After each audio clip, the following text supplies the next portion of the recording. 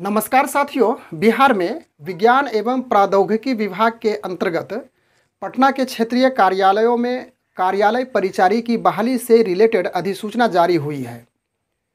उस अधिसूचना में क्या क्या महत्वपूर्ण बातें अंकित की गई है, जिसे हम लोग एक वीडियो के माध्यम से समझ चुके हैं। यदि आप उसका अध्ययन नहीं किए हैं, यानी कि उस वीडियो को यदि आप नहीं देखे हैं, तो डिस्क्रिप्शन बॉक्स में उसका लिंक अवेलेबल है, आप वहां से देख सकते हैं। खास करके हम लोग इस वीडियो में इन्हीं बिंदुओं पे चर्चा करेंगे कि कार्यालय परिचारी का चयन किस प्रकार से होगा। उस अधिसूचना में स्पष्ट रूप से इस बात की जानकारी दी गई है कि इसमें कोई परीक्षा नहीं है।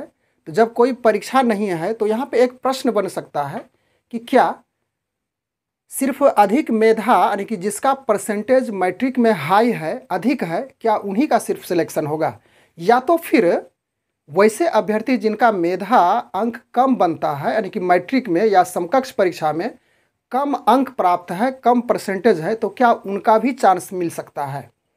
तो इन बिंदुओं पे हम लोग चर्चा करेंगे, लेकिन इसके पहले कुछ बिंदुओं पे फिर से पुनरावृत्ति कर लेते हैं कि ऑनलाइन आवेदन की तिथि 23/9/2022 से प्रारंभ हो चुकी है। उसके बाद इसकी अंतिम तिथि 31/10/2022 है।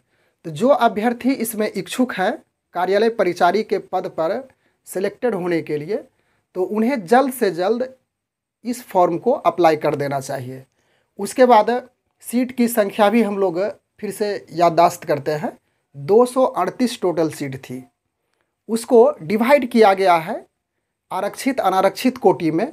उसके बाद जो क्षैतिज आरक्षण महिला की बात कही गई है, उसको भी डिवाइड किया गया है, उसकी भी चर्चा करेंगे, क्योंकि उन बातों को समझने में हमें सहूलियत होगी जहाँ पे हम लोग छोड़े थे उस बात को कि क्या कम मेधा अंक वाले का भी चांस मिल सकता है या नहीं।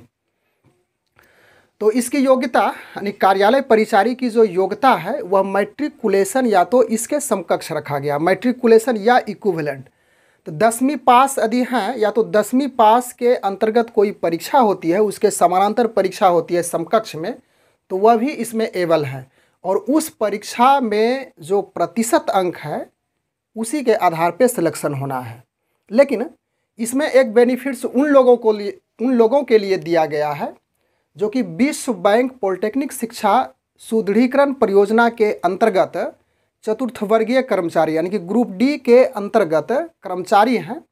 तो उनके लिए यहाँ पे एक बेनिफिट्स है कि यदि वह कम से कम 6 महीना, यानी कि 6 महीना यदि उसमें कार्य किए हैं, कार्य का अनुभव है, उसके पास कार्य अनुभव का सर्टिफिकेट है, तो उसे 6 महीने को 1 साल मान करके 1% का वेटेज अंक उस मैट्रिकुलेशन का जो प्रतिशत अंक है उसमें ऐड किया जाएगा। और इसमें अधिकतम बात कही गई है उस अधिसूचना में कि अधिकतम 5% अंक का उसमें एडिंग किया जाएगा मैट्रिकुलेशन में, और 5% से ज़्यादा नहीं। तो सपोज कीजिए कि कोई कैंडिडेट्स जो कि विश्व बैंक पॉलिटेक्निक शिक्षा सुदृढ़ीकरण परियोजना के अंतर्गत चतुर्थ वर्गीय कर्मचारी के रूप में कार्यरत हैं और वह 10 साल तक उसमें कार्य किए हैं, तो ऐसा नहीं कि उसे 10% का वेटेज मिलेगा, नहीं, ऐसा नहीं। वहाँ पे उसे 5% का ही वेटेज मिलेगा, यानी कि मैट्रिकुलेशन में 5% अंक ऐड किया जाएगा। तो यह बेनिफिट्स है उसके लिए। और कम से कम यदि वह 6 महीने तक कार्य किए हैं और उसका कार्य अनुभव का सर्टिफिकेट उसको यदि प्राप्त है, तो 6 महीने को 1 साल मान करके 1% का वेटेज दिया जाएगा। तो हम लोग इसको कुछ और डिटेल रूप से समझने का प्रयास करते हैं बोर्ड पर आकर के। सीट की संख्या 238 है और इसका सीटों का बंटवारा इस प्रकार से है।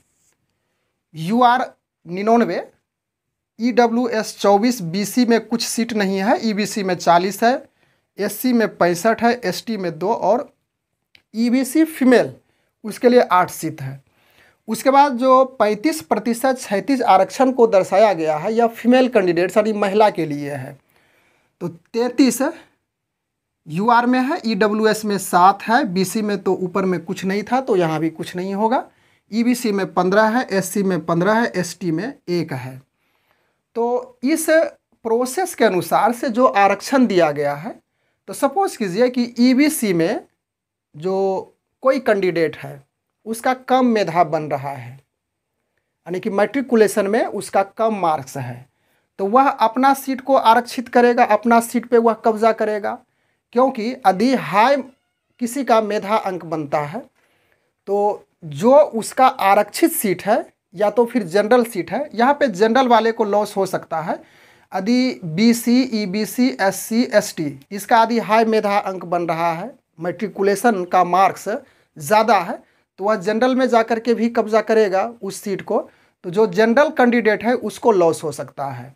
और इधर जो आरक्षित कोटि के सीट है, तो उस सीट में जिसका अधिक अंक बन रहा है या तो फिर कम अंक बन रहा है और उसमें अभ्यर्थियों की संख्या कम है, तो उसका निश्चित रूप से कम अंक वाले का भी चांस बन जाता है। तो यह इस प्रकार से कह सकते हैं कि ज़्यादा चांसेस वैसे अभ्यर्थियों का ही है जिनका मैट्रिकुलेशन में अधिक नंबर है। तो बिहार बोर्ड में जो मैट्रिकुलेशन का स्तर होता है उसमें कम मेधा अंक यानी कि कम परसेंटेज मैट्रिक में प्राप्त होता है, इससे अधिक सीबीएसई पैटर्न वाले का अंक होता है। और इसमें एक स्पष्ट रूप से एक बात कही गई है एबिलिटी में कि मैट्रिक या तो इसके समकक्ष है, मैट्रिक के समकक्ष और भी बोर्ड है, उस बोर्ड में अधिक से अधिक नंबर आने का चांसेस होता है 99, 95, 97, 98 तक है, जो कि सीबीएसई बोर्ड से भी बढ़ कर के नंबर आता है। तो वह जो समकक्ष है वह बोर्ड के विद्यार्थी सीबीएसई को भी पछाड़ देगा और बिहार बोर्ड को भी पीछा कर देगा। तो इस स्थिति में कहना यहाँ पे सही नहीं होगा कि जिसका मेधा अंक हाई है तो उन्हीं अभ्यर्थियों का सिलेक्शन होगा, या तो सिर्फ जिसका मेधा अंक कम है उसका नहीं होगा।